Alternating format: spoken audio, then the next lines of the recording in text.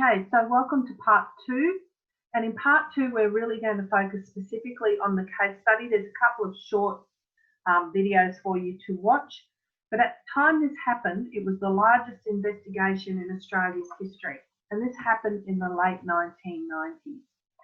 So the 3 victims here were Sarah Spiers, who disappeared on the 26th of January 1996, so Australia Day. Her body has never been found. And then Jane Rimmer and Kiara Glennon. They all disappeared from the same area in Claremont in Perth, which was kind of like a nightclub and pubs area, and they left to go home going off to catch a cab. So if you watch that video there, that will give you a little bit of background information, which is really quite important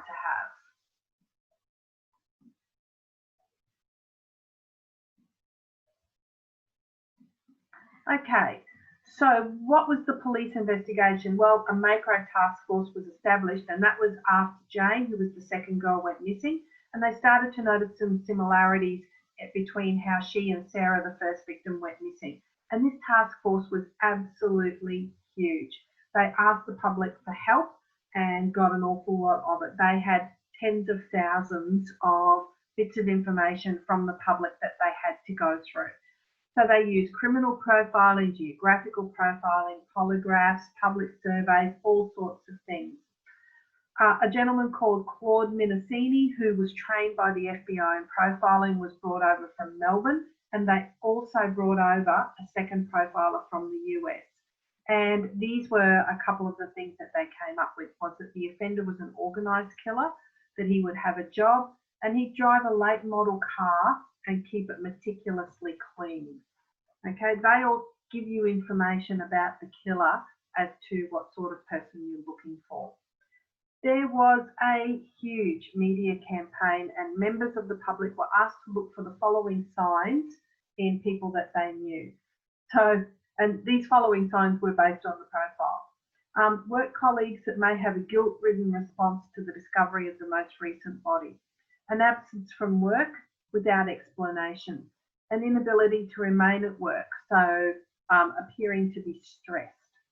Sudden deterioration in work performance, inability to concentrate, experiencing headaches, and sudden changes in plans. Could be things like cancelling holidays.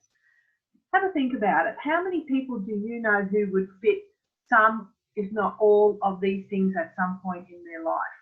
So at one stage, they were receiving up to 2,000 phone calls per day.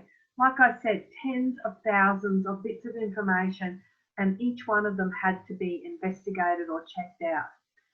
As usual in these things, and I'm sure Greg would confirm this for you, there was information about the crimes withheld, and they always do this to ensure that people are genuine when they call. If they know information that no one else would know, then you can pretty much say that perhaps this is genuine. Okay, at one stage, taxi drivers were suspected because all of the girls were going off to catch taxi drivers. One had actually called a taxi, and the others were on the street trying to catch a taxi. So in Easter 1997, they did DNA testing of almost every taxi driver in Perth, and that was up to 3.5 drivers at that time, but it did not progress the investigation. They just didn't find any DNA match to the DNA that they had from Jane's and then Kiara's body. They did find a fellow that they thought fit the profile, and then they followed him for nearly 2 years. He constantly said that he was not the person that they were looking for. He was a public servant, but they kept him under surveillance, as in phone, following him, all sorts of things for a couple of years before they actually realised he wasn't the one they were looking for, and they left him alone. They also distributed questionnaires to persons of interest, trying to get further information, and polygraph tests were also used for up to 50 potential suspects. Now, when I originally took over this course 3-4 years ago, this was an unsolved crime. After 3,000 people had been investigated, but update, they got him. Here's a little article from ABC. There is a video implanted in there that I would like you to watch.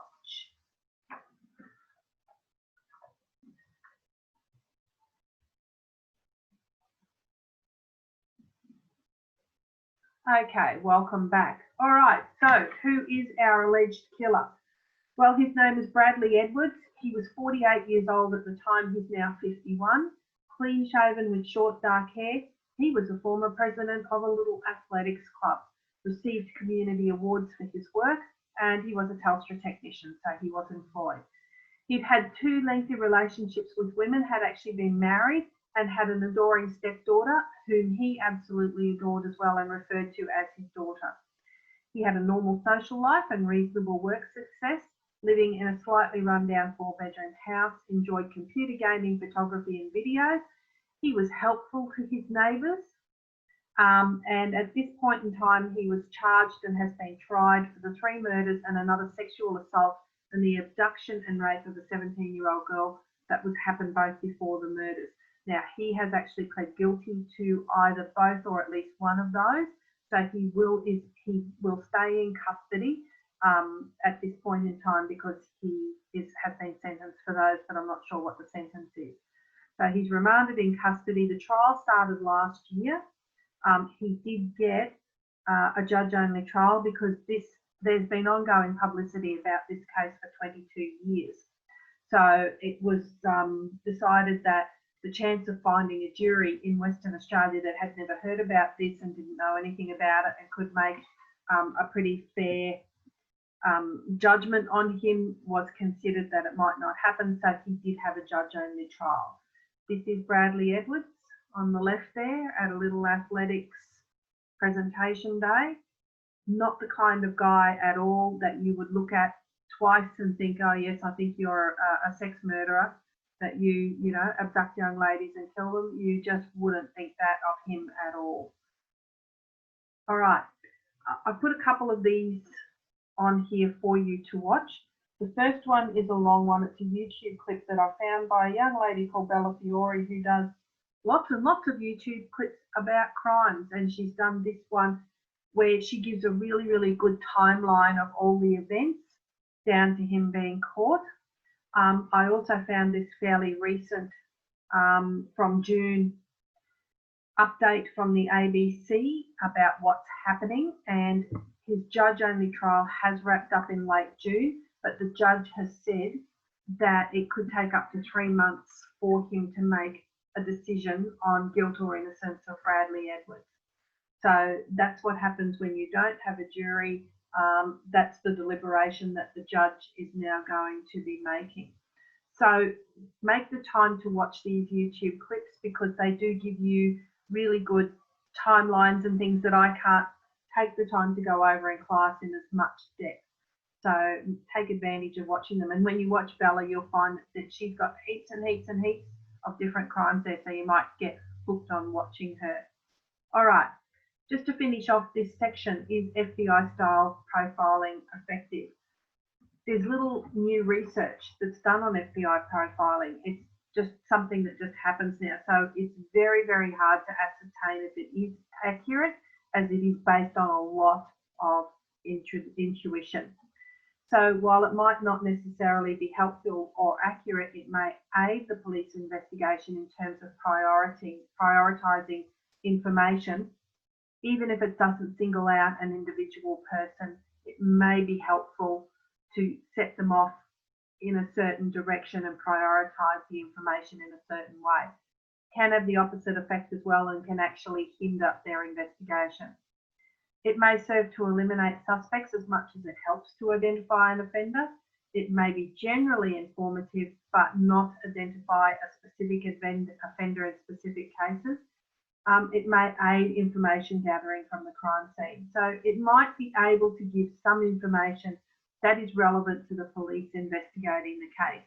It certainly doesn't solve murders on the scale that you see in the TV show, but we do need to remember that is a TV show.